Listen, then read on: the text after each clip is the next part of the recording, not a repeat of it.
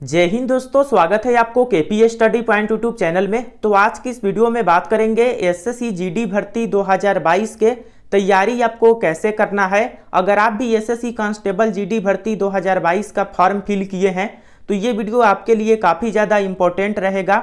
आप सभी को पता है इसका एग्ज़ाम जो है 10 जनवरी 2023 से आपका शुरू हो जाएगा और 14 फरवरी 2023 तक आपका चलने वाला है। तो यहाँ पे देखा जाए तो अभी आपके पास लगभग 35 डे से लेकर 40 डे के आसपास जो है समय बचा है। तो इतना समय में आपको कैसे पढ़ना है, टॉप स्कोरिंग जो सब्जेक्ट है उसके बारे में आपको बताएंगे और 140 प्लस नंबर आप कैसे ला सकते हैं। 140 प्लस नंबर अगर आपका सीबीटी एग्जाम में रहेगा तो फाइनल मेरिट लिस्ट बनने में भी आपको कोई भी प्रॉब्लम नहीं होगा। तो दोस्तों सबसे पहले यहाँ पे बात करते हैं इस भर्ती के सिलेबस के बारे में। तो दोस्तों आप सभी को पता है इसका जो सिलेबस है इसमें टोटल आपका 80 प्रश्न रहेंगे 160 नंबर का, यानी कि प्रत्येक प्रश्न आपका 2 नंबर का रहने वाला है। और यहाँ पे प्रत्येक पार्ट से जो है 20-20 प्रश्न आपको देखने को मिलेंगे। तो यहाँ पे सबसे पहले पार्ट ए के अंतर्गत जनरल इंटेलिजेंस एंड रीजनिंग से 20 प्रश्न आपका रहेगा जो कि 40 नंबर का। जनरल नॉलेज एंड अवेयरनेस से आपका 20 प्रश्न रहेगा 40 नंबर का। मैथ से आपका 20 प्रश्न रहेगा 40 नंबर का। और इंग्लिश या हिंदी में से कोई एक सब्जेक्ट आप ले सकते हैं, इससे जो है 20 प्रश्न रहेगा 40 नंबर का। और यहाँ पे जो टाइमिंग है आपको मात्र 60 मिनट दिया जाएगा, यानी कि 80 प्रश्न रहेंगे और 60 मिनट जो है आपको समय यहाँ पे मिलेगा। और दोस्तों आप सभी को बता दें इसके अलावा आपका 0.50 का जो है निगेटिव मार्किंग भी इस साल है। तो दोस्तों इसका आपको जो है ज़्यादा ध्यान रखना है, क्योंकि निगेटिव मार्किंग जो है पहले आपका 0.25 का था, लेकिन अब इसे बढ़ाकर 0.50 कर दिया गया है। इसका मतलब ये है कि अगर आप 2 प्रश्न गलत करते हैं तो एक आपका सही भी चला जाएगा। तो इस पर आपको ज़्यादा फोकस करना है, क्योंकि काफ़ी सारे स्टूडेंट जो है गलती कर देते हैं ज़्यादातर प्रश्न, जिस कारण से उनका सही प्रश्न भी कट जाता है। तो निगेटिव मार्किंग पर जो है आपको ज़्यादा फोकस करना है। जितना प्रश्न आपसे बन रहा है उतना ही प्रश्न बनाइए, अन्यथा आपका जो है सही प्रश्न भी चला जाएगा। तो ये इसका सिलेबस है। और कहीं ना कहीं इसके सिलेबस जो है इस साल जो पैटर्न आपका चेंज किया गया है एग्जाम का, इस साल थोड़ा सा हार्ड जो है आपका पैटर्न किया गया है, क्योंकि समय की संख्या जो है वह काफ़ी कम कर दिया गया है और इसके अलावा निगेटिव मार्किंग भी आपका बढ़ा दिया गया है। तो कहीं ना कहीं एग्जाम जो है थोड़ा सा आपका हार्ड किया गया है। अब दोस्तों यहाँ पे बात करते हैं टॉप स्कोरिंग सब्जेक्ट के बारे में। दोस्तों आप सभी को पता है आपके पास समय अभी काफ़ी कम है और इस समय में आपको केवल वही चैप्टर पढ़ना है जो एसएससी जीडी के एग्जाम में पूछे जाते हैं, यानी कि एसएससी जीडी के लिए जो सबसे ज़्यादा इम्पोर्टेंट है वही केवल आपको अभी पढ़ना है, क्योंकि समय आपके पास काफ़ी कम है। तो देख लीजिए यहाँ पे हिंदी जो सब्जेक्ट होता है, हिंदी सब्जेक्ट अगर आप सभी लेते हैं तो हिंदी जो है एक स्कोरिंग सब्जेक्ट होता है। आप सभी को पता है 20 प्रश्न इससे रहेंगे और 40 नंबर का जो है ये आपका होने वाला है। तो 20 प्रश्न और 40 नंबर का जो है आपका ये रहेगा, और 40 में 40 अगर आप चाहें तो आप आसानी से ला सकते हैं, यानी कि 20 प्रश्न आप आसानी से सही कर सकते हैं थोड़ा सा अगर आप हिंदी पर मेहनत करते हैं तो, क्योंकि यह एक स्कोरिंग सब्जेक्ट है। और इसमें मात्र आपको ये 8 जो देख रहे हैं 8 यहाँ पे चैप्टर आपको बता रहे हैं, इन्हीं चैप्टर से जो है सभी प्रश्न आपको देखने को मिलेंगे। एक भी प्रश्न इन सभी चैप्टर से बाहर से आपका नहीं आएगा। दोस्तों मैंने जितने भी आपका प्रीवियस ईयर का प्रश्न पूछे गए थे, सभी प्रश्न यानी प्रीवियस ईयर में जितने भी क्वेश्चंस आए थे हिंदी का, सभी से जो है यहाँ पे आपके लिए बनाए हैं कि कौन कौन से चैप्टर से आपका प्रश्न आता है। तो ये 8 जो चैप्टर आप देख रहे हैं, गद्यांश आधारित प्रश्न, अनेक शब्द के लिए एक शब्द, शुद्ध अशुद्ध वाक्य, विलोम शब्द, सही वर्तनी वाले शब्द, रिक्त आधारित प्रश्न, मुहावरा और पर्यायवाची शब्द, इन्हीं मात्र 8 चैप्टर से जो है आपका 20 प्रश्न पूछे जाएंगे। और ये चैप्टर काफ़ी इजी होता है, आप सभी आसानी से जो है याद कर सकते हैं। पर्यायवाची शब्द मैक्सिमम कैंडिडेट पढ़े रहते हैं, मुहावरा, रिक्त आधारित प्रश्न, ये सभी आप 10th क्लास में भी पढ़े होंगे। तो दोस्तों ये एक स्कोरिंग सब्जेक्ट है और इस पर आपको पूरा फोकस करना है कि 20 प्रश्न में से 20 प्रश्न जो है आपका आसानी से सही हो जाए, ताकि आपका 40 नंबर जो है आ सके। तो दोस्तों ये एक स्कोरिंग सब्जेक्ट है, इस पर जो है आपको विशेष फोकस करना है। और ये टाइम टेकिंग भी सब्जेक्ट नहीं है, क्योंकि मैथ और रीजनिंग का जो है वो थोड़ा सा टाइम टेकिंग है, लेकिन हिंदी जो होता है वह बिल्कुल टाइम टेकिंग नहीं होता है।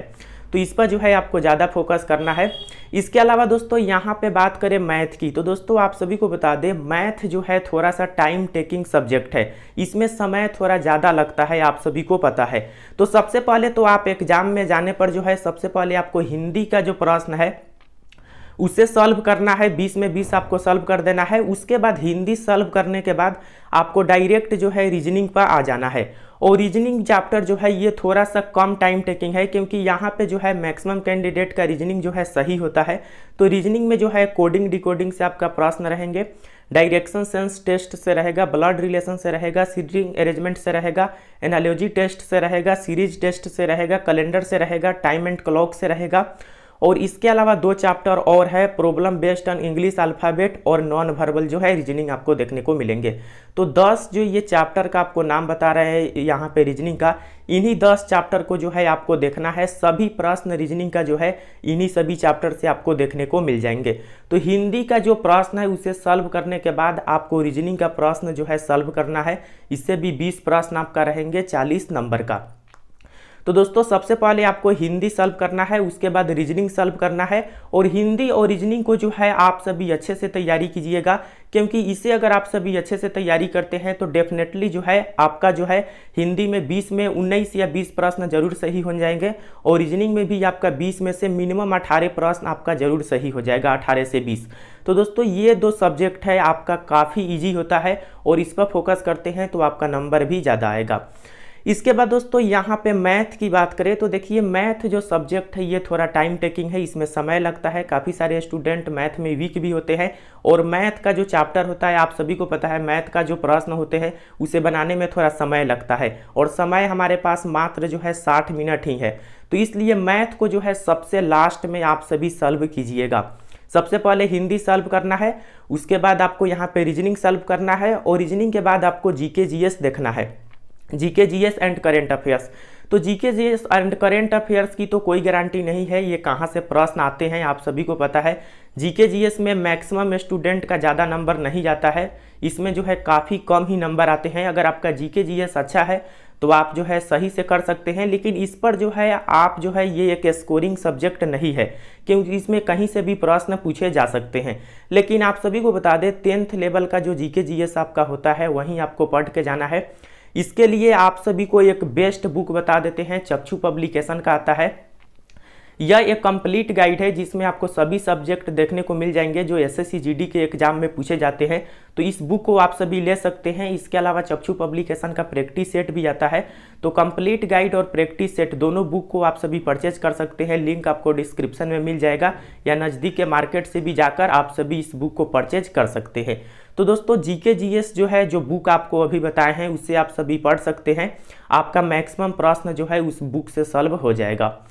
इसके बाद दोस्तों यहाँ पे मैथ की बात करते हैं। तो मैथ जो सब्जेक्ट है इसे आपको सबसे लास्ट में बनाना है, क्योंकि मैथ थोड़ा सा टाइम ज़्यादा लेता है। तो देखिए मैथ में आपका परसेंटेज से प्रश्न आएगा, और परसेंटेज आपको जो है डेफिनेटली है इससे 2 से 3 प्रश्न आपका पूछा ही जाएगा। मिनिमम 2 प्रश्न आपको परसेंटेज से किसी भी तरह देखने को मिलेंगे। तो परसेंटेज चैप्टर को जो है आपको बिल्कुल नहीं छोड़ना है अगर आप एसएससी जीडी के एग्जाम दे रहे हैं तो। इसके अलावा प्रॉफिट एंड लॉस ये भी काफ़ी ज़्यादा इंपॉर्टेंट है, इससे भी प्रश्न आते हैं। टाइम एंड डिस्टेंस, इसके अलावा टाइम एंड वर्क, इसके अलावा पार्टनरशिप, इसके अलावा पाइप एंड सिस्टर्न, इसके अलावा ट्रेन से आपका, इसके अलावा boat and stream current, simple interest यानी कि साधारण ब्याज, कंपाउंड इंटरेस्ट, चक्रवृद्धि ब्याज, age problem, average, simplification, LCM, HCF, square root, power and index. और ये जो 15 आपको चैप्टर बता रहे हैं ये अर्थमेटिक के अंतर्गत आता है। तो ये अगर आप एक कॉम्पिटिटिव एग्जाम की तैयारी करते हैं तो इन सभी चैप्टर को डेफिनेटली पढ़े होंगे। और इसके अलावा एडवांस से आपको 4 ये चैप्टर देख लेना है, एक trigonometry, algebra, mensuration, height and distance. तो दोस्तों ये जो आपका 19 चैप्टर आपको बता रहे हैं ये 19 चैप्टर जो है मैथ के अंतर्गत आपको देखकर जाना है। और सबसे ज़्यादा जो प्रश्न आपका रहता है वह अर्थमेटिक से रहेगा, जो कि परसेंटेज हो गया एक सबसे ज़्यादा इंपॉर्टेंट, एक प्रॉफिट लॉस हो गया। इसके अलावा आपका हो गया यहाँ पे ट्रेन से भी प्रश्न आते हैं। इसके अलावा दोस्तों simple interest and compound interest, इससे भी प्रश्न आपको देखने को मिलते हैं। तो ये सभी जो मैथ के चैप्टर है इसे आपको देखकर जाना है। लेकिन सबसे ज़्यादा इम्पोर्टेंट आप हिंदी और रीजनिंग, ये दो सब्जेक्ट जो है जिसमें आप ज़्यादा से ज़्यादा नंबर ला सकते हैं, और मैथ में भी आप अच्छा नंबर ला सकते हैं, लेकिन जीके जीएस में काफ़ी सारे स्टूडेंट का जो है ज़्यादा सही नहीं हो पाता है। तो आई होप आप सभी समझ गए होंगे। आपके पास समय काफ़ी कम है, वही चीज़ पर है जो मैंने इस वीडियो में आपको जितने भी चैप्टर बताए हैं अलग अलग सब्जेक्ट का, वहीं जो है आपको केवल पढ़ना है। इससे बाहर कुछ भी आपका एसएससी जीडी में नहीं आएगा। इसका पीडीएफ का लिंक आपको टेलीग्राम पर मिल जाएगा, आप सभी जाकर चेक कर लीजिएगा। आई होप ये वीडियो आपको पसंद आया हो। फिर मिलते हैं नेक्स्ट वीडियो में, तब तक के लिए जय हिंद, वंदे मातरम।